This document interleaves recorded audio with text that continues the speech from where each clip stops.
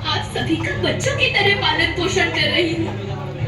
मैं तब भी थी जब आप लोग नहीं थे, और मैं तब भी रहूंगी जब आप लोग नहीं रहेंगे। पर ऐसा लगता है कि मैं थक रही हूँ। आपकी धरती माँ थक रही है।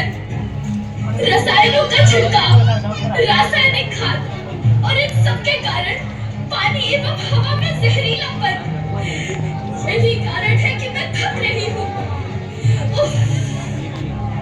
क्या आप जानते हैं कि इन रसायनों के जहरीलेपन से मेरी मिट्टी वैसे ही जलती है जैसे आपके शरीर पर कोई तेजाब डाल दे।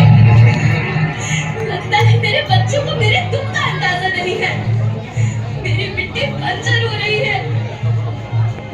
ये रसायन मेरी मिट्टी के उपजाऊपन को खत्म कर रहे हैं और उसमें पाए जाने वाला नमक मेरे शरीर पर मिर्च की तरह जल रहा है।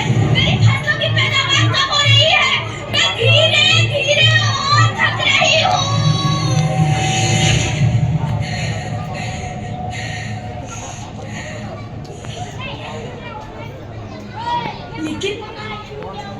लेकिन अब मुझे याद आता है कि पहले मैं बहुत सुंदर थी, बहुत प्रसन्न थी, हमेशा हंसती थी। मुझे अब भी याद है।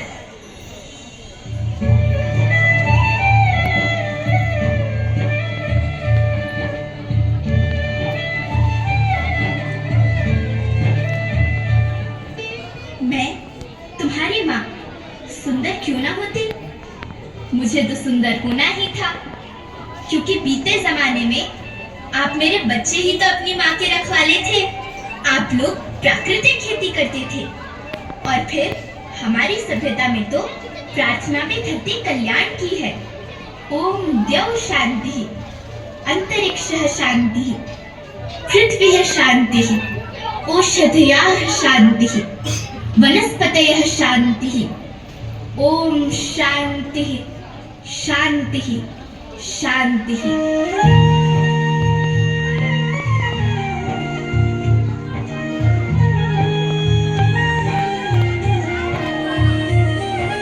नदियाँ जंगल झरने पर्वत रखना इन्हें संभाल के, इनको रोना तुम न बचोगे धरती कहे पुकार के। बेमौसम की वर्षा होती कहीं पे मिट्टी बंजर बनती, बंजर मिट्टी आग तपती धरती कहे पुकार के।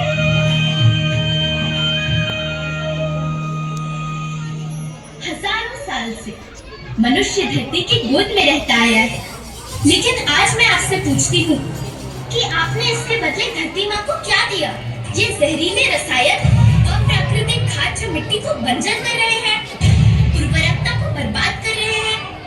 आप अच्छी पैदावार के लालच में जो रासायनिक खाद अपने खेतों में डाल रहे हैं, वो अभी तो लाभ देगी, लेकिन लंबे समय में उसी रासायनिक खाद का नुकसान भी है।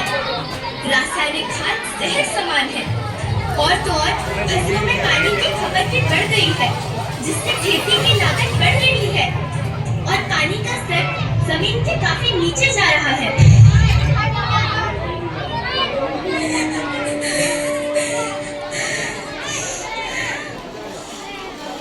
बच्चों, मैं तुम्हारी माँ हूँ। मैंने तुम्हें सुख से जीने के लिए पर्याप्त संसाधन दिए हैं, पर तुम्हारे लालच की पूर्ति के लिए नहीं दिए।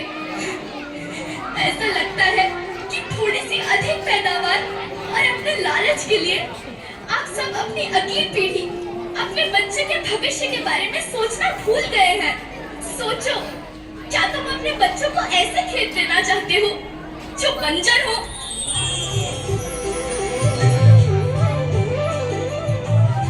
अरे तुम तो विंध्य की बेटी हो, मध्य प्रदेश की बेटी हो, भारत की बेटी हो।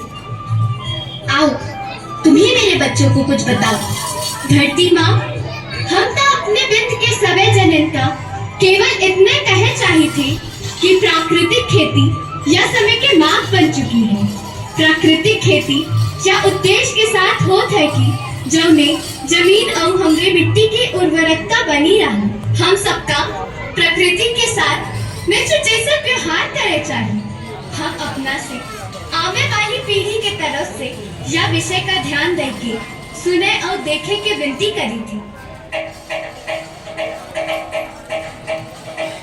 अभी न संभले मेरे बच्चे तो फिर तुम पछताओगे। नेचुरल फार्मिंग न हुई तो हाथ धरे रह जाओगे। माँ का शोषण कौन है करता, कौन है मिट्टी जहर से भरता। जब से जैविक खाद को छोड़ा, खुशहाली से नाता तोड़ा। अभी न संभले मेरे बच्चे तो फिर तुम पछताओगे, तो फिर तुम पछताओगे। लेकिन धरती माँ, आपको सुरक्षित और प्रसन्न रखने का उपाय क्या है? एक ही उपाय है, धरती एक, परिवार एक, भविष्य एक। इस मूल मंत्र को आत्मसात कर लो। प्राकृतिक संसाधन को बचाओ, प्राकृतिक खेती को अपनाओ और परंपरागत देसी पद्धति से, जैसे गो आधारित उत्पाद, जीवामृत, बीजामृत, पंचगव्य, गोमूत्र छाछ का उपयोग करो ताकि मिट्टी की उत्पादकता बनी रहे। याद रखना, मैं माटी हूँ, माँ होना मेरे नाम में बसा है। पोषण करने के लिए ही मैंने जन्म लिया है। करोड़ों सालों तक धरती पर सांसों की डोर आगे बढ़ाई। पेट भरा जब सबका, तभी मैंने संतुष्टि पाई। वो माँ हूँ मैं सबकी, जिसने जन्म न देकर भी जीवन संभव बनाया। अन्नदाता मेरे पुत्र किसान, तुमने ही तो इसमें मेरा साथ निभाया। दिन रात सींच पसीने से मुझको हर मुंह तक रोटी पहुंचाई। जब तुमने माथे मुझे लगाया, मैं हरियाली बनकर मुस्काई। मिट्टी बंजर होने से या धरती के नुकसान से किसी एक देश, एक द्वीप, एक समाज या एक धर्म का नुकसान नहीं है, बल्कि सभी का है, क्योंकि सभी आपस में बंधे हैं। धरती की श्रृंखला टूटी, माला टूटी, सब बिखर जाएंगे, सब खत्म हो जाएंगे।